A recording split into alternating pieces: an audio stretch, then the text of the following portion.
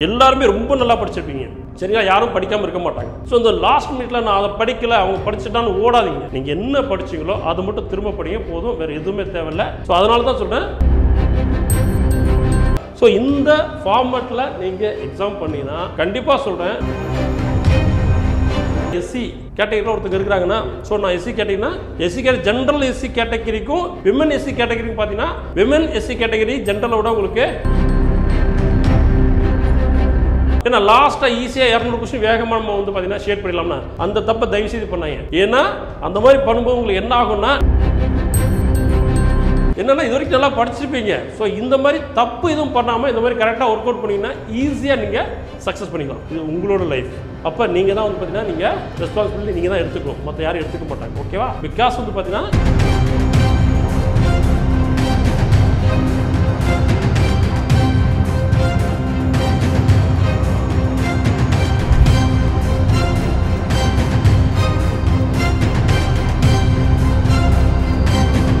Welcome to துளிர் IAS academy வெற்றி உங்களுக்கு அருகாமையில் தான் உள்ளது மிகவும் தொலைவில் இல்லை ஏன்னா வந்து பார்த்தீங்கன்னா எல்லாரும் குரூப் 2 எக்ஸாம் வந்து ரொம்ப சின்சியராக படிச்சுட்டு இருக்கீங்க அதை ப்ராப்பராக நிதானமாக நீங்கள் வந்து பார்த்தீங்கன்னா எக்ஸாம் சென்டரில் ஒர்க் அவுட் பண்ணீங்கன்னா கண்டிப்பாக வந்து பார்த்தீங்கன்னா உங்களுக்கு மிகப்பெரிய ஒரு சக்ஸஸாக கொடுக்கும் ஸோ எக்ஸாமில் வந்து பார்த்தீங்கன்னா வரக்கூடிய இந்த லாஸ்ட் மினிட்ல இருக்கக்கூடிய சின்ன சின்ன ஸ்ட்ரகிள்ஸ் எல்லாத்துக்குமே இருக்கும் சரிங்களா ஸோ அதை பற்றி ஒரு சின்ன வீடியோ பார்ப்போம் வாங்க so last minute struggle for group 2 exam so அதை பற்றி என்ன பார்ப்போம் முக்கியமாக வந்து பார்த்தீங்கன்னா நீங்கள் எக்ஸாமுக்கு இன்னொரு 3 நாள் தான் இருக்குது சரிங்களா இன்னும் 3 days தான் இருக்குது ஸோ அப்போ உங்களுடைய முக்கியமான வேலை எப்படி என்னவா இருக்குன்னா ரிவிஷன் ரீரிவிஷன் இருக்கும் ஓகேங்களா ஸோ ரிவிஷன் வந்து பார்த்தீங்கன்னா இன்னைக்கு இந்த 3 daysல நீங்கள் என்ன பண்ணணும் அதுதான் ரொம்ப ரொம்ப இம்பார்ட்டன்ட் ஸோ கண்டிப்பாக வந்து பார்த்தீங்கன்னா லாங்குவேஜ் பார்த்துங்க Tamil R English what ever வந்து தமிழ் ஆர் இங்கிலீஷ் ஸோ எதுனாலும் சரி அந்த லாங்குவேஜை ஃபுல் ஃபோக்கஸ் பண்ணுங்க திரும்ப திரும்ப படிங்க கண்டிப்பாக அது ஒர்க் அவுட் ஆகும்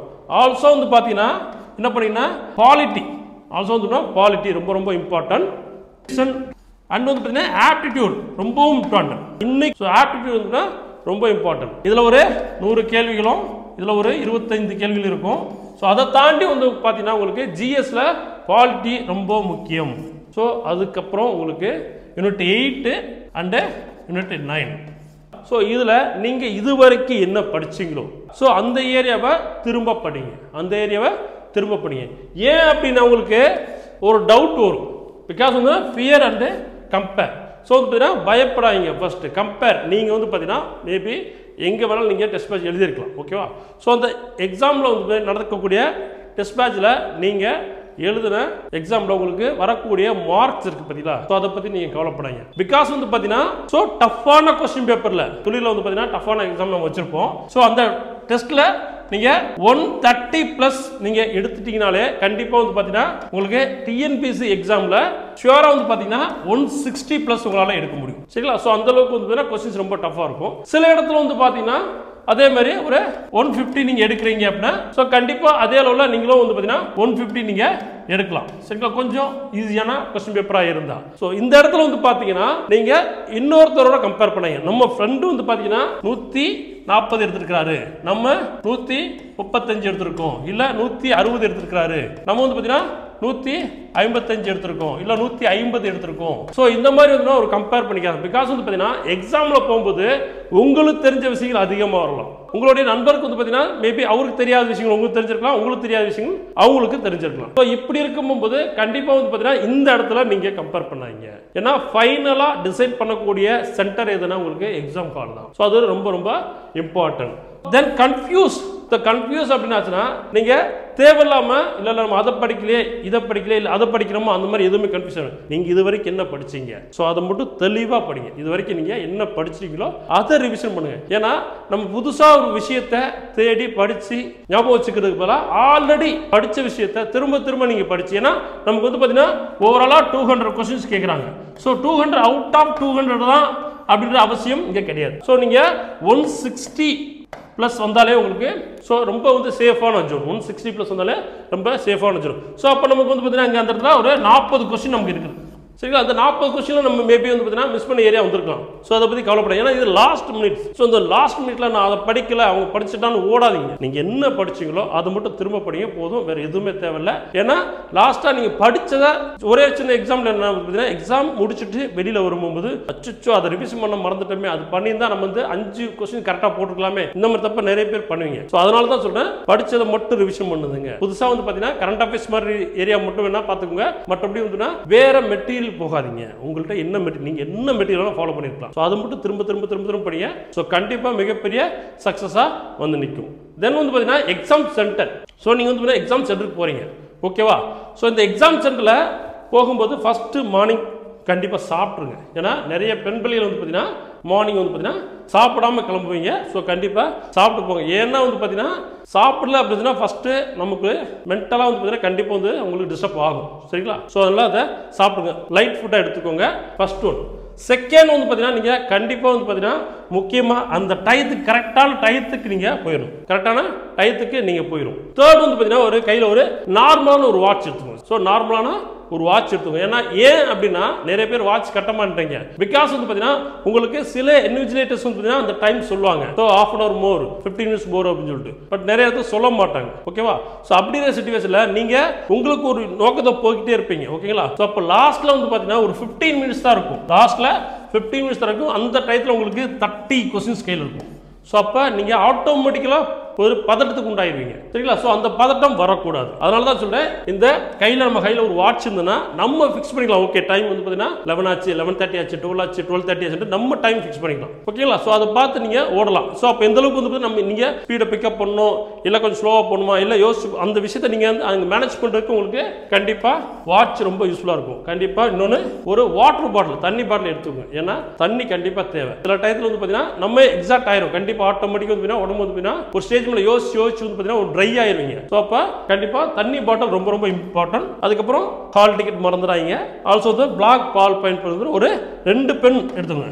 ஸோ 2 பென் எடுத்துக்கோங்க. ஏன்னா ஒரு பென் வந்து பார்த்தீங்கன்னா சப்போஸ் வந்து பார்த்தீங்கன்னா ஏதோ சின்ன சின்ன இடைஞ்சல் பண்ணலாம். ஸோ அதனால் 2 பென் எடுத்துக்கோங்க. கண்டிப்பாக அது ரொம்ப யூஸ்ஃபுல்லாக இருக்கும். அந்த 2 பென்ல வந்து பார்த்தீங்கன்னா கண்டிப்பாக யூஸ் பண்ண பெண்ணாக எடுத்துக்கோங்க, சரிங்களா? யூஸ்டு பெண்ணாக எடுத்துக்கோங்க. ஏன்னா புதுசாக ஒரு பென் வாங்கி நீங்கள் யூஸ் பண்ணீங்கன்னா அதுக்கு வந்து கண்டிப்பாக அந்த பழக்கத்துக்கு வரது கஷ்டமாக இருக்கும். ஸோ ஆல்ரெடி நீங்கள் யூஸ்டு பெண்ணாக இருந்தால் ரொம்ப வந்து பார்த்தீங்கன்னா உங்களுக்கு இலகுவாக இருக்கும், ஈஸியாக வந்து பார்த்தீங்கன்னா ஷேர் பண்ணுறதுக்கு டைம் அதுவே வந்து உங்களுக்கு டைம் சேவ் பண்ணி கொடுக்கும், ஓகேங்களா? ஸோ அடுத்து எக்ஸாம் ஹாலில் நீங்கள் என்ன பண்ணணும், சரிங்களா? அடுத்து நீங்கள் எக்ஸாம் ஹாலில் நீங்கள் என்ன பண்ணும், ஃபாலோ தி இன்விஜிலேட்டர் இன்ஸ்ட்ரக்ஷன். ஸோ வந்து பார்த்தீங்கன்னா அரை கண்காணிப்பாளர் வரார், சரிங்களா? ஸோ அவங்க சொல்லக்கூடியதை வந்து நீங்கள் ஃபாலோ பண்ணீங்க. ஒருவேளை வந்து பார்த்தீங்கன்னா ஏதோ ஒரு நீங்கள் அவர் வந்து ஒரு டென்ஷனில் வந்திருக்கலாம். ஸோ அப்போ ஏதோ தவறாக நீங்கள் ஒரு கேள்வி கேட்க போய், இல்லை அவர் ஏதோ ஒரு விஷயத்தில் வந்து பார்த்தீங்கன்னா டென்ஷன் ஆகி இந்த மாதிரி எது பண்ணாலும் நீங்கள் அமைதியாக இருங்க. ஏன்னா வந்து பார்த்தீங்கன்னா அந்த 3 மணி நேரம் ப்ளஸ் ஒரு 15 நிமிடங்கள் வந்து உங்களுக்கான டைம், ஓகேவா? ஸோ அந்த இடத்துல எந்த விதமான தொய்வு ஏற்பட்டாலும் அது பாதிப்புக்கு உள்ளாகக்கூடியது நீங்க மட்டும்தான், வேற யாரும் கிடையாது, ஓகேவா? ஸோ அப்ப நம்ம எக்ஸாம் கரெக்டா எழுதணும். ஸோ எந்த சிச்சுவேஷன் ஆனாலும் இருந்துப்பட்டும். ஸோ நான் கான்சன்ட்ரேஷன் ஒன்லி எக்ஸாம். யார் என்ன சொன்னாலும் சரி, அவர் மேபி ஏதாவது தவறாக திட்டுனா கூட நீங்கள் அதை பற்றி கவலைப்படாதீங்க. நீங்கள் உடனே வந்து பார்த்தீங்கன்னா நீங்கள் ரைட் சைட்டை இருக்குது அப்படின்னு சொல்லி நீங்கள் பேசாதீங்க. ஏன்னா வந்து பார்த்தீங்கன்னா நீங்கள் பேசிங்கன்னா அது ஆட்டோமேட்டிக்காக ஒரு 10 நிமிஷம் அது வந்து கான்வர்சேஷன் போகும், வாக்குவாதம் போகும். ஸோ அப்படி இருக்கும்போது ஆட்டோமேட்டிக்காக நீங்கள் வந்து பார்த்தீங்கன்னா என்டையராக நீங்கள் யோசிக்கக்கூடிய தன்மை இழந்துருவீங்க, சரிங்களா? ஸோ அந்த விஷயம் தான் உங்களுக்கு மைண்டுக்குள்ள வந்துகிட்டே இருக்கும், ஓகேவா? ஸோ அதனால் அதை அவாய்ட் பண்ணிங்க. ஓகே, காமாக இருந்துட்டு நீங்கள் எக்ஸாமை அட்டன் பண்ண பாருங்கள். தென் டைம் மேனேஜ்மெண்ட் ரொம்ப ரொம்ப முக்கியம். அதனால தான் வாட்ச் எடுத்து போசணும், சரிங்களா? ஸோ அந்த உங்களுக்கு இருக்கக்கூடிய 3.25 மணி நேரம். ஸோ அந்த 3.25 மணி நேரத்தில் நீங்கள் எப்படி ஒர்க் அவுட் பண்ணுறது முதல்ல பிளான் பண்ணிக்கோங்க, சரிங்களா? ஏன்னா பிகாஸ் வந்து பார்த்தீங்கன்னா கொஸ்டின்ஸ் வந்து ஈஸியாக வரலாம், டஃபாக வரலாம், ஓகேங்களா? ஸோ ஈஸியாக வந்தாலும் ரொம்ப ஹாப்பியாகாதீங்க, டஃபாக வந்தாலும் ரொம்ப கஷ்டப்படாதீங்க. ஈஸியாக வந்தால் கட் ஆஃப் அதிகமாகும், ஈஸியாக வந்தால் கட் ஆஃப் ரொம்ப அதிகமாகும், டஃபாக வந்தால் வந்து பார்த்தீங்கன்னா கட் ஆஃப் கண்டிப்பாக கம்மியாகும். ஸோ உங்களுக்கு ஆப்வியஸ்லி உங்களுக்கு கொஸ்டின்ஸ் தெரியல அப்படின்னா ஆட்டோமேட்டிக்கலாக எரிதலில் இருக்கக்கூடிய இன்னொரு ஸ்டூடெண்ட்டுக்கு அவருக்கு கண்டிப்பாக தெரிஞ்சிருக்காது, சரிங்களா? ஸோ 1 or 2 அவருக்கு தெரிஞ்சுக்கலாம். அதே மாதிரி தெரியாத கொஸ்டின் உங்களுக்கு 1 or 2 தெரிஞ்சுக்கலாம். ஸோ அப்போ என்ன பண்ணலாம்னா நீங்கள் இந்த இடத்துல நீங்கள் டென்ஷன் ஆகாமல் இருந்தாலே உங்களுக்கு ஈஸியாக வந்து பார்த்தீங்கன்னா நீங்கள் மேனேஜ் பண்ணிக்கலாம். இன்னொன்று வந்து பார்த்தீங்கன்னா இந்த சில்லி மிஸ்டேக்ஸ். ஸோ இந்த இடத்துல ஃபைனலாக வந்து பார்த்தீங்கன்னா ஒரு ஸ்டூடெண்ட் எப்படி சக்ஸஸ் ஆகுறாரு அது வந்து பார்த்தீங்கன்னா இந்த இடத்துல மட்டும் தான் நிற்குது.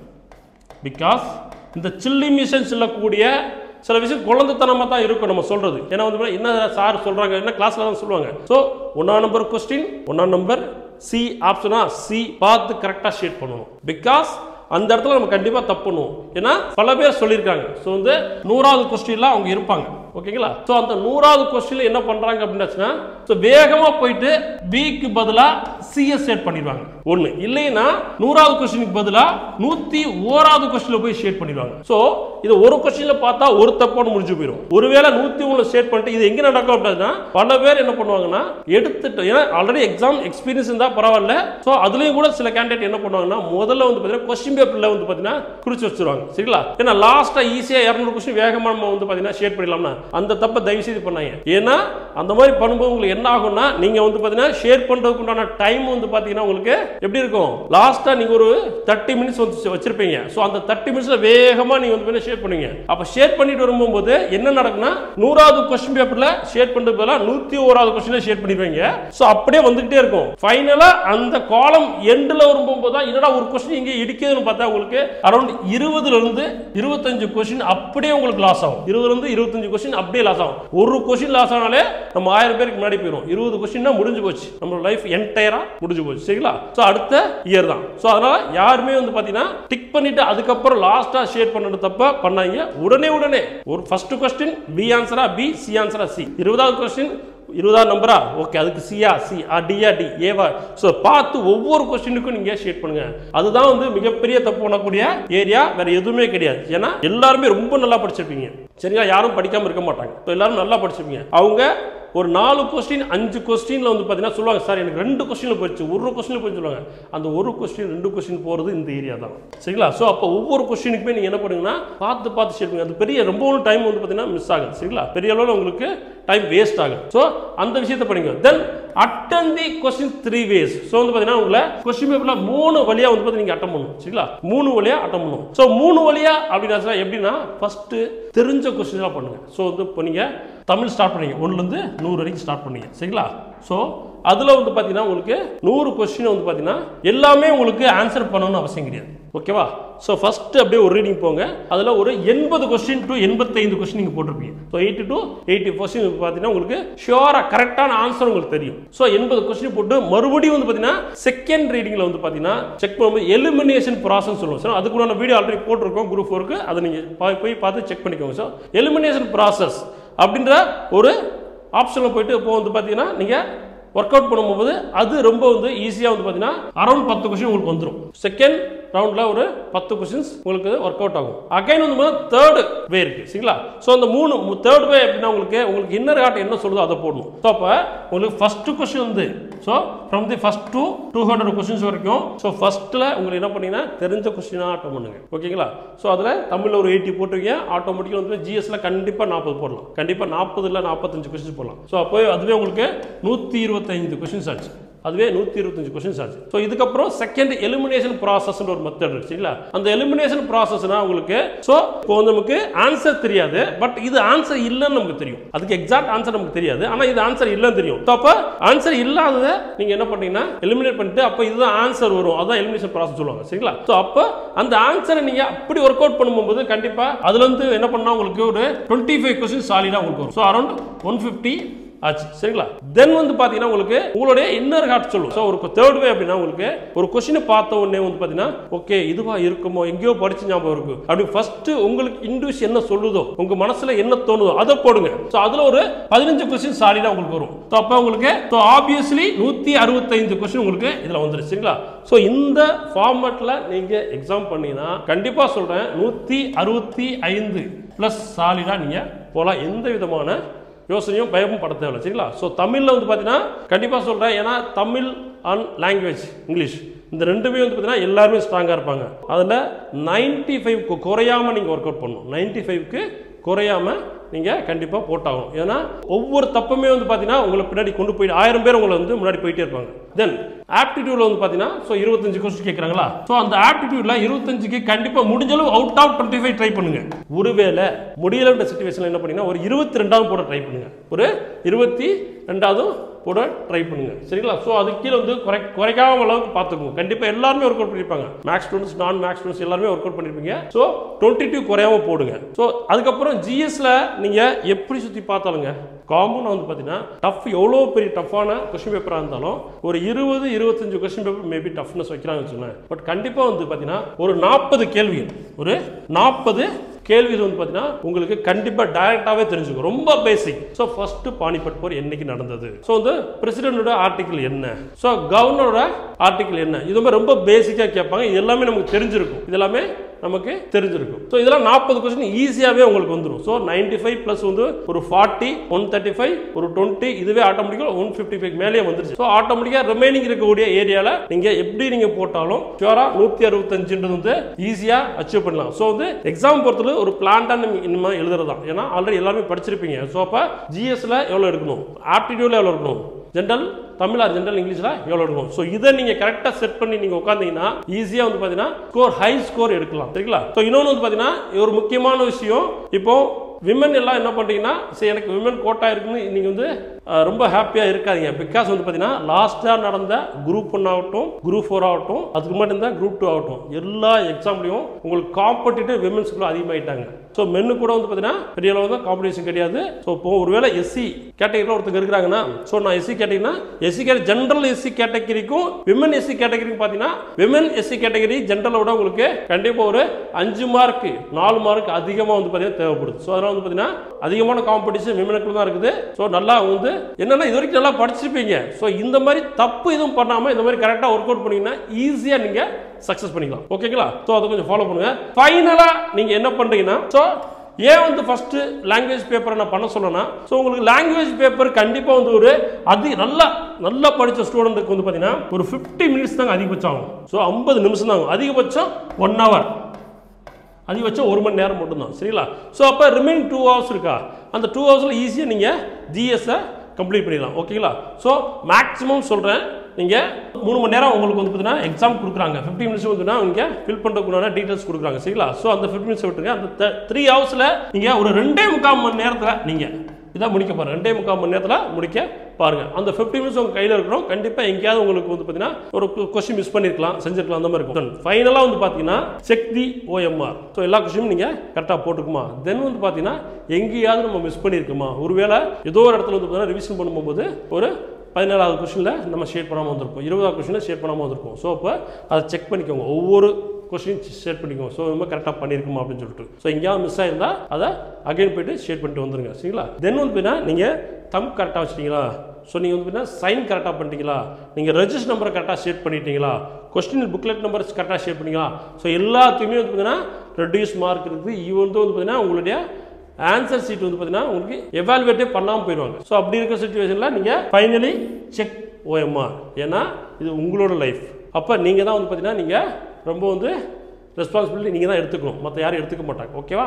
பிகாஸ் வந்து பார்த்தீங்கன்னா இன்வெஸ்டிலேட்டர் வருவார், அவரோட ஒர்க்கை முடிச்சு போயிடுவார் சரிங்களா. பட் வந்து பார்த்தீங்கன்னா லைஃப் யாருக்கு, நம்மளோடது. அப்போ நம்ம தான் வந்து பார்த்தீங்கன்னா ரொம்ப தெளிவாக நம்ம எல்லாத்தையும் கரெக்டாக பண்ணிட்டோமான்ற செக் பண்ண வேண்டிய வேலை உங்களோட வேலை மட்டும்தான், வேறு யாரும் பார்க்க மாட்டாங்க. ஸோ இதை கரெக்டாக பண்ணுங்க. ஸோ இந்த சொன்னபடி இந்த வேலை நீங்கள் எக்ஸாம் அட்டன் பண்ணீங்கன்னா கண்டிப்பாக சொல்கிறேன் நீங்கள் சக்ஸஸ் பண்ணுவீங்க. ஸோ எல்லாருமே நல்லா படிச்சிருக்கீங்க. ஓகேங்களா. ஸோ எல்லாருமே கண்டிப்பாக நல்லா படிச்சிருப்பீங்க. ஸோ யாரும் படிக்காமல் இருக்க மாட்டீங்க. ஓகேங்களா. ஸோ அதனால் வந்து பார்த்தீங்கன்னா எல்லாரும் நல்லபடியாக எக்ஸாம் எழுதி சக்ஸஸ் பண்ணுங்கள். So all the best. Thank you. நன்றி, வணக்கம்.